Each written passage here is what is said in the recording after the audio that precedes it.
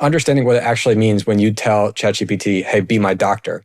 What's happening there is the language model is taking the meaning of like, you're an expert doctor or whatever that you're saying there. And then imagine just like all the stars in the sky. And it's going out and it's finding like, where's that group of like the galaxies of all the stars that are talking about like what an expert doctor has said. And then how can I tie all of those things to the meaning of what Joe or somebody else is asking me for? And then it takes all those things and transforms that into the response that it gives you. So you can use the right words to kind of put the AI into a space of its training data where it would have the best answers or information about that.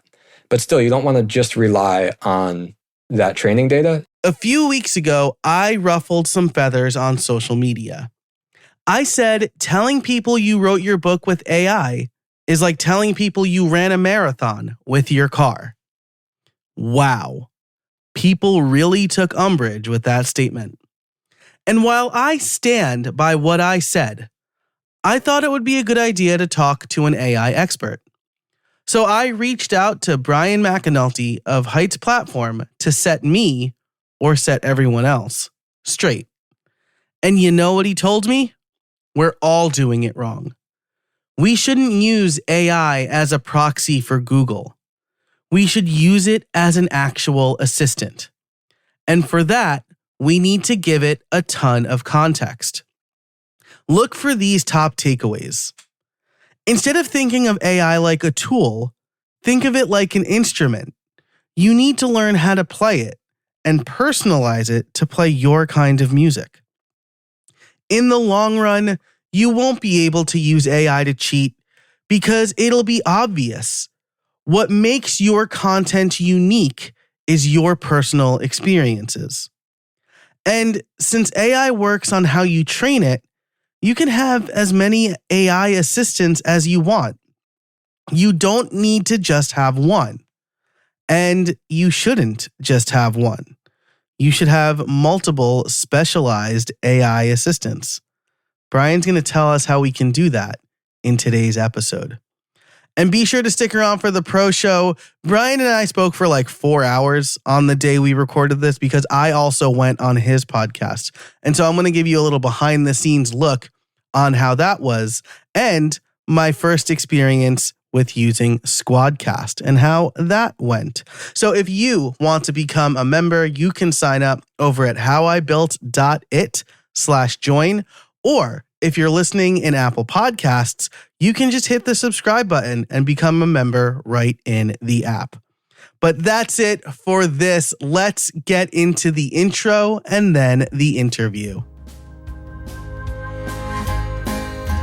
Hey everybody, and welcome to How I Built It, the podcast that helps busy solopreneurs and creators grow their business without spending too much time on it. I'm your host, Joe Casabona, and each week I bring you interviews and case studies on how to build a better business through smarter processes, time management, and effective content creation. It's like getting free coaching calls from successful solopreneurs. By the end of each episode, you'll have 1 to 3 takeaways you can implement today to stop spending time in your business and more time on your business or with your friends, your family, reading, or however you choose to spend your free time. All right, I am here with Bryan McAnulty. He is the founder of Heights Platform, and we're going to talk about AI today. So I'm pretty psyched about it.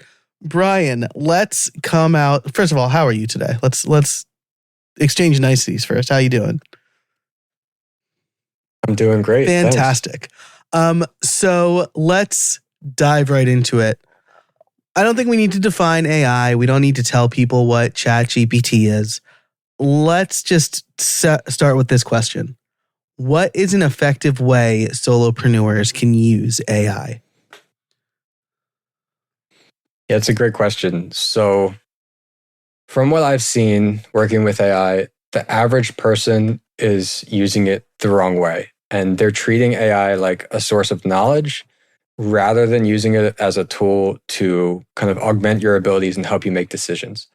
And what I mean by that is if you've used AI, you've probably experienced something where you ask it a question, it gives you this answer, it looks plausible, it looks believable, but it turns out it's actually completely wrong.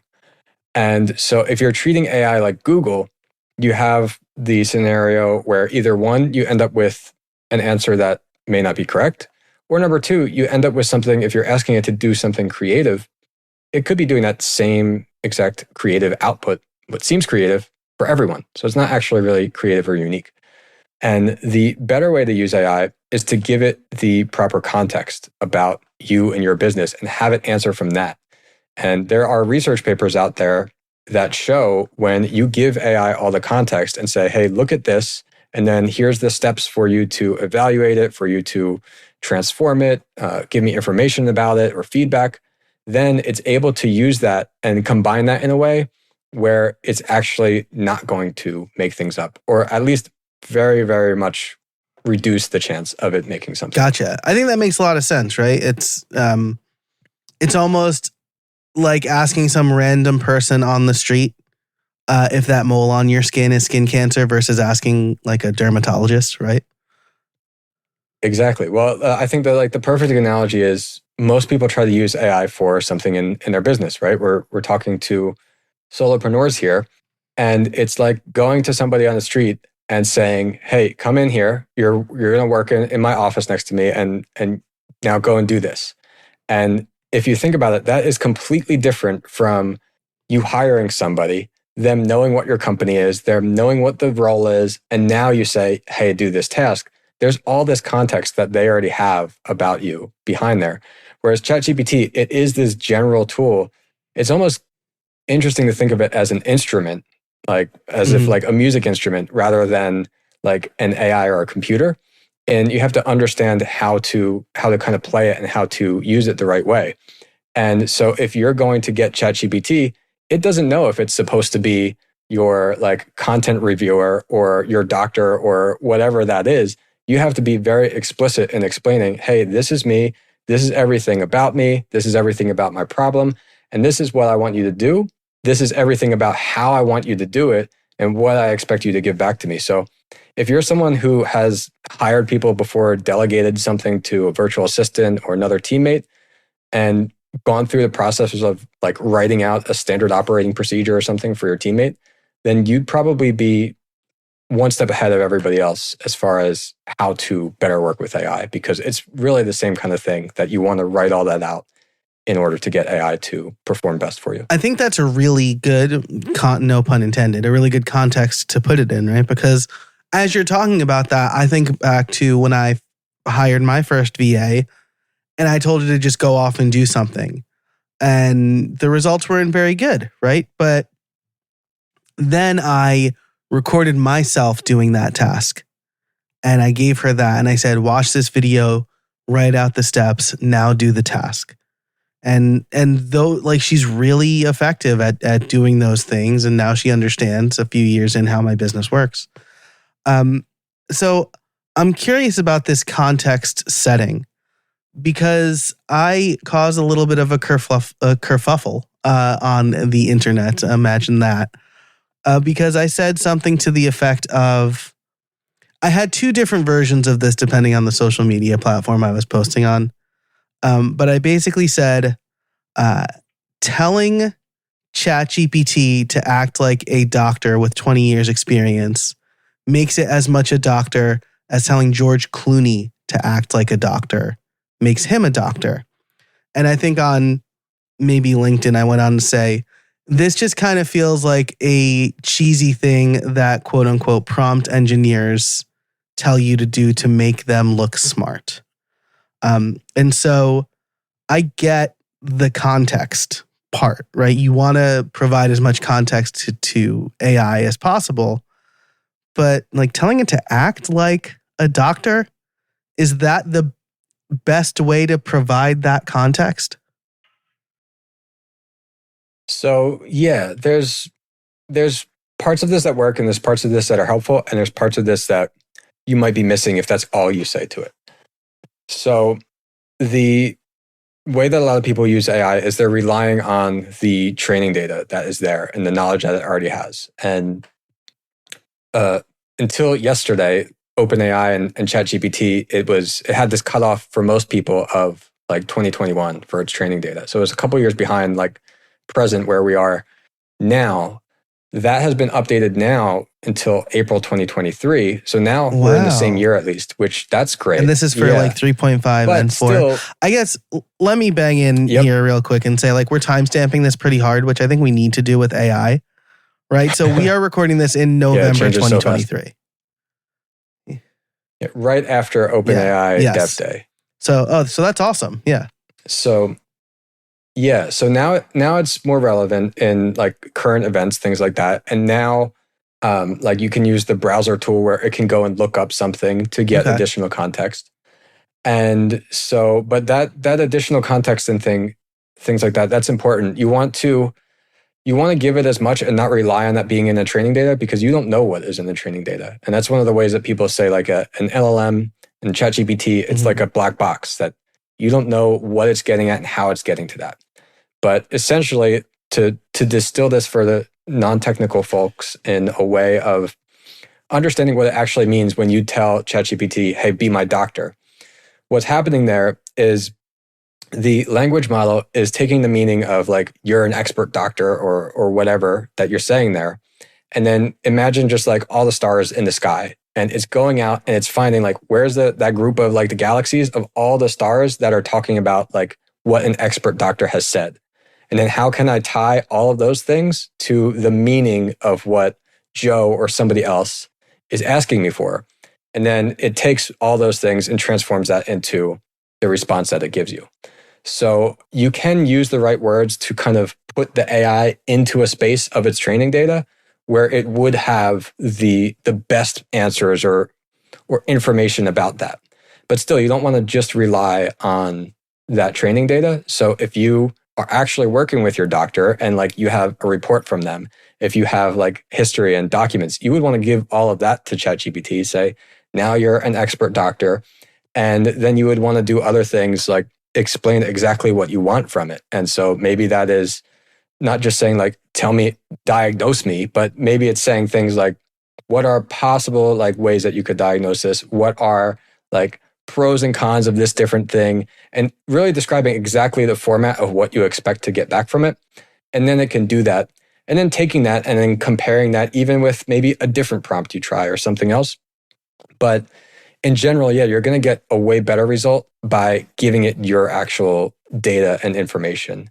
So like if your doctor could really go and give it all of the reports and all of the information and be certain that it knew about all those things, then it would perform a lot better. Yes, and if you listen carefully, you just heard the cries of thousands of data security experts. But that was a little bit of sarcasm.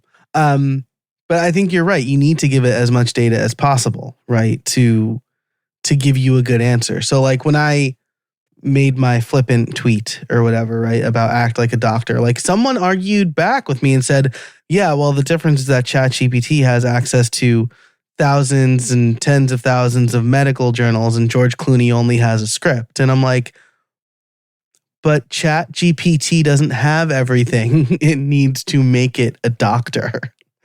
Like we shouldn't be treating it like a doctor. And so I like what you're saying. Yeah. I mean, also like what you could say. So like a reason like for your case is that it's pretty good at understanding what somebody means, but you might not be an expert at prompting it, knowing how to get exactly to those points of information that it has. And so if you say, hey, you're a doctor, but yeah, whatever. And then this other text in there, that could have it find some information about pretending to be a doctor, like somebody might be on some forum post somewhere on the internet, which would in that case be completely not helpful and potentially even harmful because it's just talking about something that somebody else made up who is not really a doctor. Yeah, that's a really good point, right? Or it could be like WebMD, where literally everything is cancer. I'm sorry I brought up cancer twice now. I don't know why. But I like what you're saying though, because while my comment was glib, I think I agree with the tell it as much as possible for what you're trying to do, right? you can't just be like, act like a doctor, my foot hurts, what's wrong? Right? Because it'll be like, oh, well, maybe you twisted your ankle, or maybe you have gangrene, right? Like maybe it's one of those. So I like this a lot. So let's say our solopreneur now understands that they need to give it the proper context, and they need to use it almost like an instrument. Before I get into what I think is going to be a very inflammatory question for you, maybe give me a couple of use cases. Like, what's one way that you, outside of Height's platform, right? What's one way that you, Bryan, use AI on a regular basis? Sure. So ways that I mean, inside of Height's platform is definitely very context aware of everything. So it's never like out of just asking ChatGPT about what it knows. But for myself, there are a couple different ways I use it. One of the ways that I provide it context really easily, I think that's going to change with some of the recent OpenAI announcements. But until now, and I think what will still be powerful for people, is there is a free note-taking app. It's called obsidian.md. And this is like one of those second brain type tools, kind of similar to something like Notion. It works for Mac and Windows mobile devices, and it's free to download. And then it has this plugin store of like community plugins. And there's two plugins in particular that are really, really powerful. One is called Smart Connections. And the other is called Copilot. And these are both free, but you can plug in an OpenAI API key, or even some of them work with, like, if you wanted to go through the trouble of setting up like your own local LLM AI model on your computer directly, if you've got a computer that could do that. And then what happens is that can take all of your notes and then be able to use those as context in a conversation.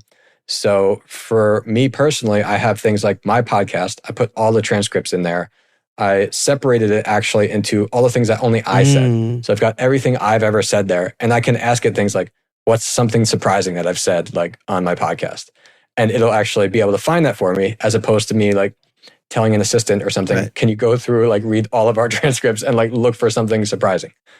And so things like that, picking out pieces of content, understanding and connecting to things that you've written or talked about in the past is really powerful, because a lot of these like note-taking apps, you would have to go and like have this whole time-consuming process of tagging everything and saying, oh, this note's related to this note, and making your knowledge all that kind graph of thing or whatever. Now, right? That's like their big thing. Yeah, exactly. So Smart Connections, that plugin can do that for you. So now when you open a note, you'll see all these notes on the sidebar, and it'll tell you that they're related. It'll even show like a percentage of like how related are they.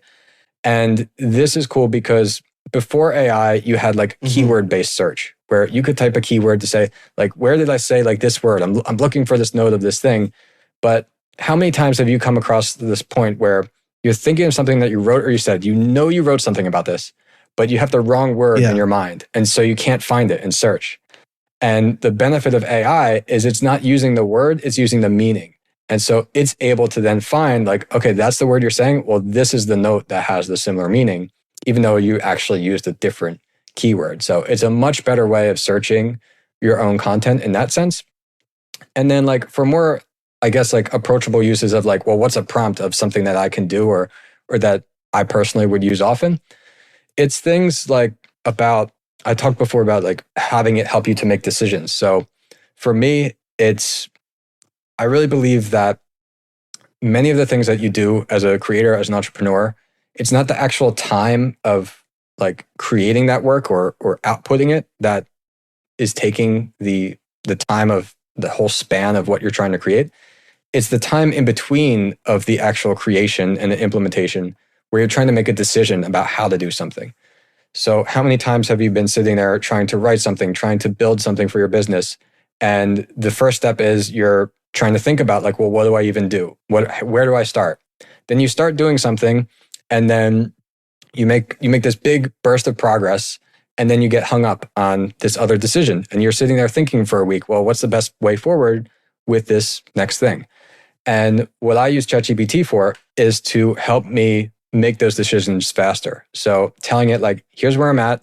This is the problem I have. This is the choices that I could make.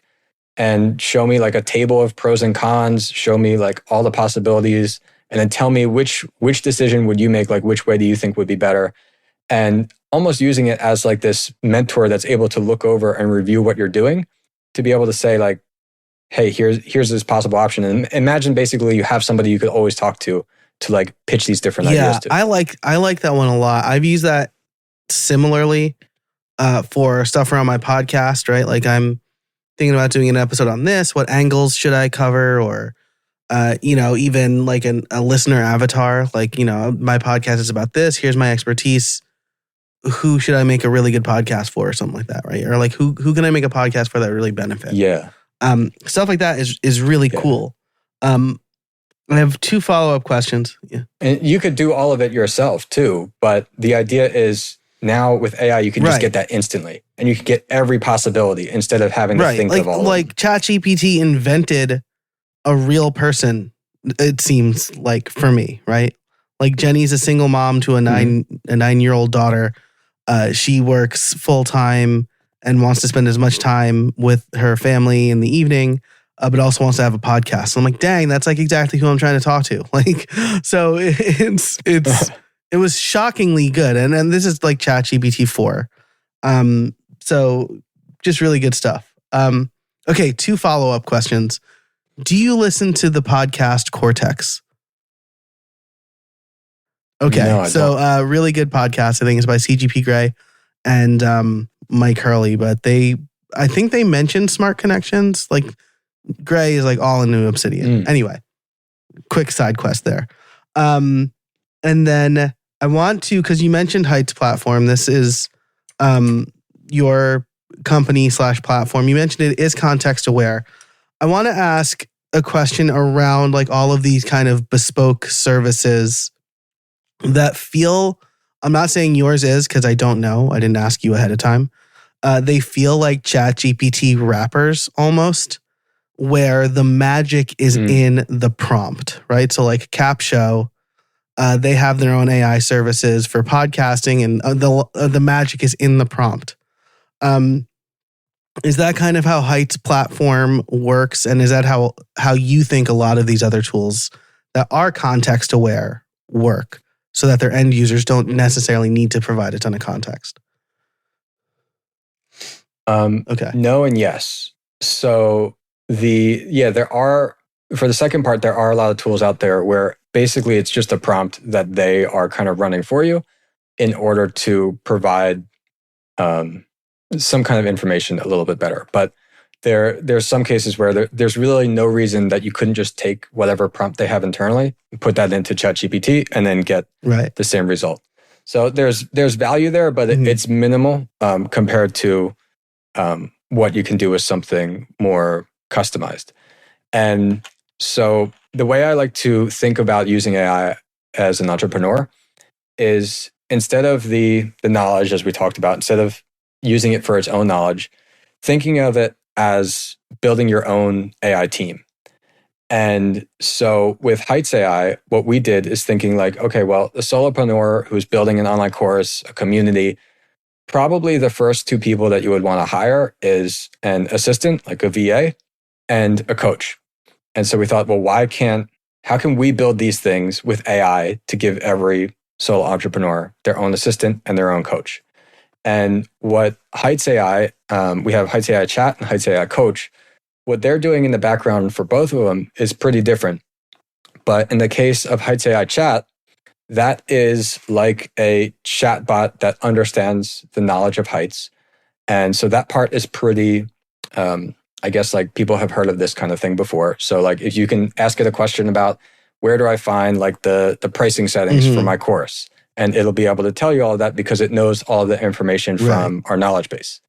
And so, and this is a case where like we don't know what ChatGPT knows about Heights, but we're providing it directly our up-to-date knowledge base. So it can use that to formulate an answer. The next part is we've also trained it on all of the marketing information that we have shared or written about or talked about. So you can ask it marketing questions, say like, okay, well, now what is the best pricing for my kind of course? Like what's a common business model for a fitness course or what I'm doing here? And it will be able to look through our content for that and give you an answer that would have been an answer we would have given you versus what ChatGPT would say.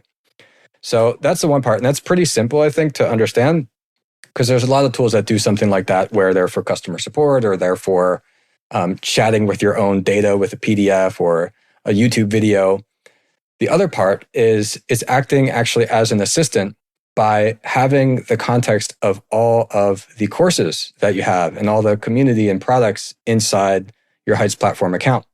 So you can say something like, take my guitar course and set it to published, have it launched 30 days from now, and then make the price $199. And it's going to be able to know by guitar course, okay, you mean this guitar course here that's talking about mastering rock guitar in 30 days. And then it'll show you that and say, okay, here's what I'm going to do. And then you just have to click okay or reject to have it actually make those changes for you. And this is where it gets really powerful, because now instead of it just telling you like, here's where you can find the buttons to do that, you don't even have to learn the software anymore, because I'd say I can actually go and make the changes for you. That's pretty awesome. I like that a lot. And so, I want to ask my next question, but I do want to take a break for our sponsors. So let's do that, and then we'll get into the main event. Hey there, I want to tell you about Sensei. Sensei is the original solution for creating and selling online courses with WordPress, and it's back and better than ever. As a course creator with Sensei, you get complete ownership over your content and the freedom to customize as much as you need. Sensei has vastly improved the course creation experience, adding a customizable distraction-free mode, video and lesson progression, powerful reporting, and a full set of interactive content blocks.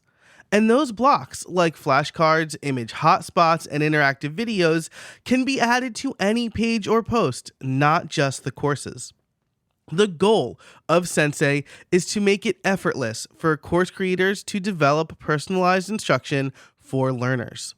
And while Sensei is free to start, you can save 20% on Sensei Pro, allowing you to charge for courses, drip out content, manage groups and cohorts, and leverage new AI tools. Just go to howibuilt.it/sensei to have the discount automatically applied. That's howibuilt.it/SENSEI. Hey there. One of my goals in life is to help busy solopreneurs and creators like yourself win back your time and spend less time in your business. It took 3 kids and a global pandemic for me to understand the power of using my time wisely. And I want to make sure that you don't need to go through the same thing I went through. That's why I want to tell you about my membership. If you want more insights into how creators build their businesses, more automation tutorials and templates, and even more great content, you should become a member. You'll get ad-free extended versions of this podcast, access to my automations library, my Friday members-only newsletter called The Automated Solopreneur, live stream archives, and more. All of that for less than 2 cups of coffee from Starbucks. So if you want to win back your time and get even more insights into how creators build their business, head on over to casabona.org/join and sign up today. You won't regret it. All right, we're back. And I want to ask what I believe in my core to be true in some cases, but not all. Isn't using AI cheating? And I don't want this to sound like using it for everything, but I've seen people say, oh yeah, I use AI to write 20,000 words for me every week. Or I wrote my book, like AI helped me write my book. And I'm like, well, did you really write your book if AI wrote your book? Right? Isn't that like kind of like saying I used my car to run a marathon? So I'd love your take on that. Sure. So I think personally that in the long term, you actually can't cheat with AI right now. And the reason for that is if you say, okay, I'm going to make ChatGPT go and write this entire book for me or write this entire script for my course for me, then the problem with that is that anybody else could do exactly that same thing. And what's going to be the difference in their output versus yours? Yes, ChatGPT says something slightly different every time, but for the most part, it's really going to be the same. And as a creator, as a solopreneur, especially as a course creator, most of the value of what you have to offer is not just from like assembling, hey, here's the steps of what you have to do, but it's your unique message and your unique experiences that go into that. And if AI is making it, then that's just simply not there. So in the long term, like people are not going to really care or want to read anything that's completely AI generated when there's no context of why it was even generating that. And like I'm sure everybody listening to this can point to some place where like you've seen on social media, there's some kind of reply and you look at it and you're like, this is an AI generated reply. And for me, it's like, I don't understand why somebody would go through the trouble even to have an AI reply like that, because it has no connection to what your thoughts were about the actual post or topic anyway. And so if you think people are going to follow you because they see that and they see your profile, you are really mistaken, I think, in having the wrong way to think about that. Because if it's just this generic reply that says, oh, that's so cool, and has a million emojis after it, like I can't even think of the way ChatGPT says it because it's really bad. Like how some of these I straight up blocked a guy who responded to all of my posts on LinkedIn with an AI comment.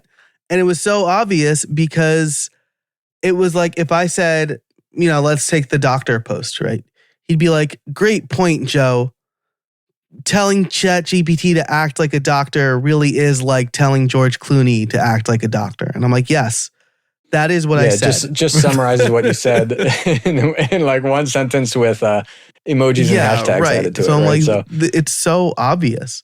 Yeah. Yeah. So on that side, I would say like people will find out quickly and realize that this is not a long-term strategy of how you should be using AI. On the other side of things, what is so incredible about how these language models currently work is everybody has access to literally the top state-of-the-art AI that is available right now with GPT-4. So it's not like, oh, well, I wish I was Apple or some giant company to be able to access this, or you have to invest so much money to be able to use it a little bit. It costs almost nothing. Like it's $20 a month for a ChatGPT Plus subscription. And then you can use that to do so many things for you. Like I gave the example before of the like helping to make decisions faster. For like the content creation side, I've also experimented with things like having it like review a video that I've done for YouTube, where you take the whole script. And I took a script from Alex Hormozy of a video that I saw he did that I knew was really, really good, got a ton of views. I asked ChatGPT, like, go through this, like, tell me about the points that were like helping to build suspense or keep the person entertained. And then I said, now rate each of those from like a 1 to 10 scale. And it doesn't really matter how good ChatGPT is at necessarily rating those things. But then you could give it your own video script and say, okay, now let's do the same thing. Now rate mine on a 1 to 10 scale. And so again, if it knows where to give the perfect 10 or not, that's not really important. But what's important is the difference. And I could see my script was clearly not rated as well as Alex Hormozy's. And so now I can compare that and understand and get this third-party review of knowing what I could potentially improve, instead of saying like, oh man, where do I find somebody to like review my YouTube content to go and hire to do that? You can get some kind of feedback basically instantly. It's almost like a flashlight, right? Like you're looking for something in the dark.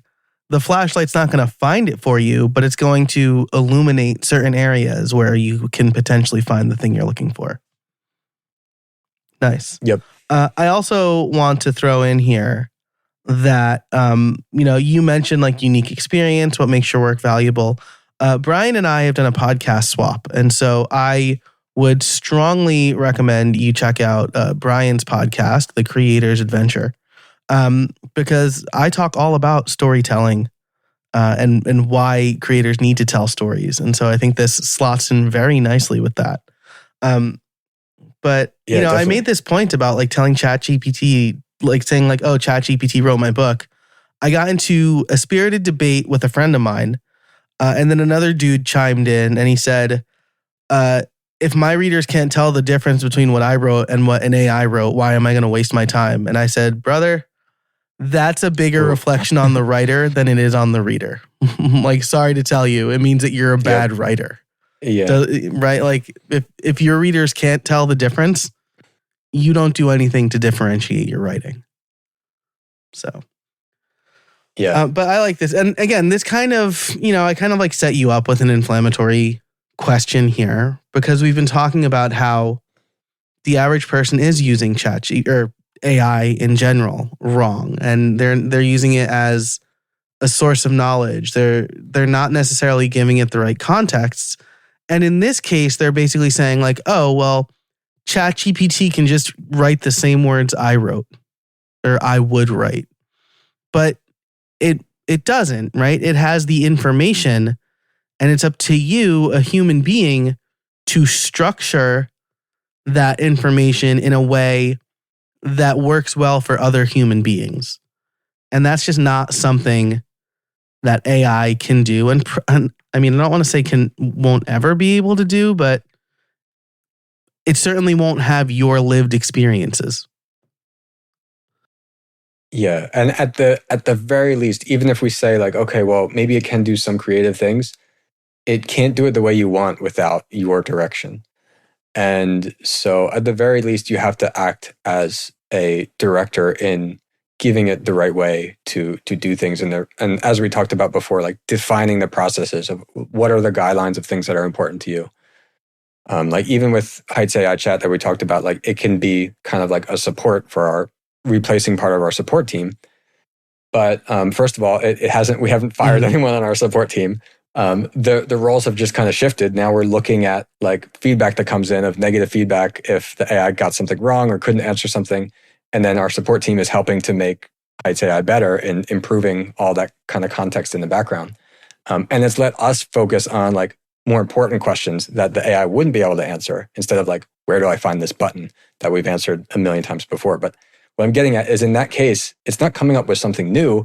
It's basically synthesizing the information to understand here's where that information is. Here's how I can kind of transform that into giving you the answer from what is already there. I love that. I love the director analogy, right? And I think that like Hayden Christensen, I'm a huge Star Wars fan. Hayden Christensen, perfect example of this, right? Like people hated him in Star Wars episodes 2 and 3. But like George Lucas, for everything he's great at, is a terrible director. And he didn't give Hayden very good direction. Now, in the Obi-Wan series, right, and in the Ahsoka series, he got great direction and he delivered really impactful performances, I think. So I love that analogy. And then it also gave me the opportunity to mention Star Wars. So also all good there. Yeah, I haven't seen those yet. Oh my gosh. Well, I don't know what the statute of limitations on spoilers is, but if you haven't seen us, I saw the Mandalorian. Okay, but that was it. I think it was obvious that Hayden was going to be in Obi-Wan. I've heard probably that, was a surprise that he was in Ahsoka, but it was like an unavoidable surprise once it came out. So I won't say anything more about that. Sorry if I spoiled it. So let's move on to this. You've convinced me that using AI isn't cheating, if you can believe it. I want to move on as we close out here to, you mentioned OpenAI's Dev Day. They made some new announcements for us. And I think this kind of fits into the context of what you were talking about with the Heights platform coach specifically. So first of all, maybe you could tell us a little bit about the Heights platform coach and how that works. And then what does OpenAI's new announcements, new as this episode is being recorded, what do those mean for us?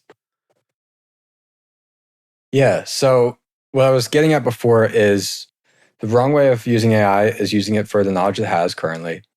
The right way is to think of it, especially as an entrepreneur, as like creating this AI team for yourself.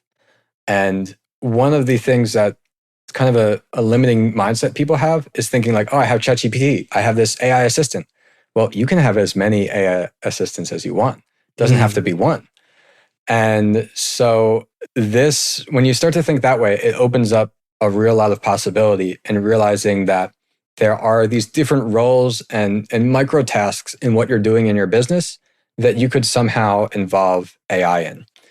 And right now, the current way that the models work is they perform great with these specific tasks. So if you don't already have like some operating procedures and things written out for your business, if you are a solopreneur, haven't hired any contractors, it's beneficial to start writing those things out and documenting them and thinking about like, well, which things here, like would the output just be, could be text that would provide me what I need. And so something like reviewing content that I mentioned before is a really powerful example. And with Heights AI Coach, we took that kind of a step further. In Heights AI Chat, that's your assistant. Heights AI Coach is your coach. But the problem with going to ChatGPT and saying, hey, be my coach, is similar to the doctor problem, because you talk to it and say, hey, be my coach, but now you have to get it to ask you some questions or figure out how to help you. And oftentimes, as the entrepreneur, you don't know the question to ask to even get that answer that you need. And so what we did with Heights AI Coach is like Heights AI Chat, it knows about all the context of what you're building inside our platform, the digital products, courses, community, everything that you have there. And then we have this onboarding process where you give it some information to say like, well, this is my business model. This is like the size of my email list, my social media following, things that it wouldn't be able to see like in your Heights platform account already. And then you have this introductory chat with it where instead of you asking it a question, it's going to actually ask you questions. And it's going to collect this information about you to then understand how it can help. And unlike ChatGPT, where you have to keep saying something in order for it to do something for you, Heights AI Coach is actually going to run on its own. Every single week, it's going to continue learning about what new things that you're doing. And then it's going to actually send you an email and say, hey, here's some tasks for this week, and here's some recommendations. And basically give you that every week to guide you towards whatever your specific goal is. So ChatGPT, you've got to talk to it. Heights AI Coach, once you kind of tell it what's going on, it can kind of learn on its own and then just help you on its own. So imagine like you get to wake up in the morning and then you get an email from your coach, except it's AI. That's amazing. And I don't think I made this analogy during either of our recordings, but it makes me think of like when you just say to ChatGPT, like, hey, be my coach. It's kind of like hiring LeBron James to be your hitting coach in baseball, right? Like I'm sure LeBron James probably plays a good baseball game compared to the average person because he's athletic.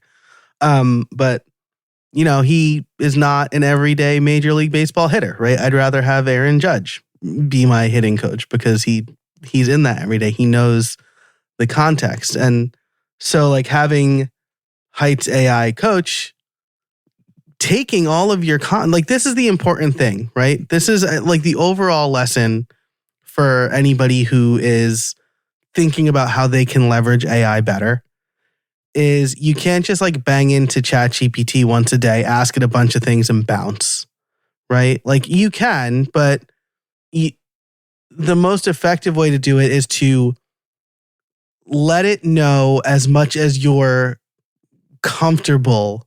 Let it know as much as you're comfortable telling it about you, right? About how you work, what your days are like, your schedule and things like that. And then it has all of this context to work on. And so with that, Bryan, why don't you tell us a little bit about OpenAI's new announcements from Dev Day? Because I think these are really interesting. Yeah, so this is really excited. I've been a bit overwhelmed in the past 24 hours thinking about how we're going to implement this and what it's going to mean for entrepreneurs. And I was actually fortunate. I got to hear about some of these things before they announced it at the end of October because somehow somebody accidentally leaked the system prompt for some of this new feature into my ChatGPT account, and I happened to see it. That's awesome. So I already kind of knew what was coming here, but the idea is like, it's not quite going to be able to do like things like what Heights AI Coach does because it's not going to have that built-in context of learning on its own and like running automatically. But we had to do quite a bit of work of managing what it's going to know about and when, in order to have it actually be valuable and functioning the way that it does, and like give also like the context of this is how we would coach the person. These are the things that we would do, and having it act like us instead of general chat GPT. And the problem with that is because many of you guys, if you've used AI, you probably have gotten to the point where you realize ChatGPT is going to forget part of the conversation if you have this very long conversation or this very long document that you give it. And so these different tools have popped up where you're able to have these different ways of retrieving that information to give to a AI assistant or AI tool so it can know about your business and like the things that we've been mentioning throughout this episode. Now, OpenAI has announced this custom feature called GPTs, where you build your own custom GPT assistant, which I love because it aligns exactly with the idea that I've been talking about of like building out your own AI team. And before, the way that you did that is you had to come up with these different prompts and processes. But the limitation was you would still be using ChatGPT. If you weren't a developer, you didn't have a way to say like, oh, well, I wish besides this prompt, it really knew about all like my transcripts, all of my blog posts, whatever it is that you're working on. And now just using ChatGPT, you can go through a conversation with it to describe how to build this custom assistant. And you have the ability to actually go and upload files to give it the context. So you could say, here's all my podcast transcripts or whatever it is that you want to give it. Before you had to pay different AI services and developers, and there were so many pieces that had to go into creating something like that. But OpenAI realized that like the idea of retrieving the knowledge, it's so general that wouldn't it be cool if somebody could do that on their own without being a developer? And I think if you're listening to this now, it's not going to be right after OpenAI Dev Day anymore, but it's still going to be really early. And a lot of people are not thinking about this. So I'd encourage you guys to think about how you can start building your own kind of AI teammates to create these GPTs, not only for your business, but also like what would people want in general, because they have a like ChatGPT store that is coming out with this. And you can actually build these things without a developer and then publish them in the store for other people to use. And there's going to be this revenue sharing model apparently that goes along with this. So this could actually be a business or marketing opportunity for you as well if you start to leverage this a little bit more. Wow. That's amazing. I feel like there's a lot more we can talk about this, but we are coming up on time. So I'll just ask you this. Do you have any new ideas based on that already? So biggest new thing for us is the second part of that is now ChatGPT, the overall context by itself is going to be 128,000 tokens. Before, the maximum was 32,000 if you were a developer and had access to that. The regular ChatGPT was 4,000. And so 128,000, I think that's something like 400 pages at least of text. I did a test yesterday. I think it was more than 13 like 40-minute podcast episodes of my podcast that you can just paste in and it will know all of that at once. And so that's really incredible. And I don't know exactly how I'd use this for business yet, but now it can also speak and it can also see with the Vision API. So just in the last 24 hours, I've seen some incredible examples of people saying, like putting up a sports game, having ChatGPT basically watch the video and then speak as like a commentator for the game, as if it was like the announcer. And it's impressive, like within less than 24 hours here, how much people have built and how realistic it actually is. So I'm really excited to see like what are the use cases that come up now that it can not only write, but see and speak as well. I'm paying for ChatGPT 4 through Raycast AI, which is Raycast, my favorite launcher. But it's like limited, right? Because they're talking to the API. This might make me upgrade to the actual ChatGPT 4. So we'll see. But Bryan, this has been illuminating. So thank you so much for your time. If people want to know more about you and how to learn what you're doing, where can they go? Sure. So if you want to check out what we're doing at Heights Platform, we've got a free trial, no credit card required. You can try out Heights AI Chat and Heights AI Coach for 30 days. And building your online courses and digital products. That's just heightsplatform.com. And if you're not quite ready to do that yet, but you are a solopreneur and creator, I would encourage you to go to creatorclimb.com. And that is our private community, over 7,000 creators in there. And that is built on Heights, on our community and course features there. So you can check us out there. There's other creators. There's also our podcast is inside there as well, The Creator's Adventure. Awesome. I love that. We'll include all of that in the show notes, which you can find over at howibuilt.it/344. Again, you can find all of the links we talked about over at howibuilt.it/344. Bryan, thanks so much for joining us today. I really appreciate it. Yeah, thanks so much, Joe. Thanks to our sponsors. Thank you for listening. And until next time, get out there and build something.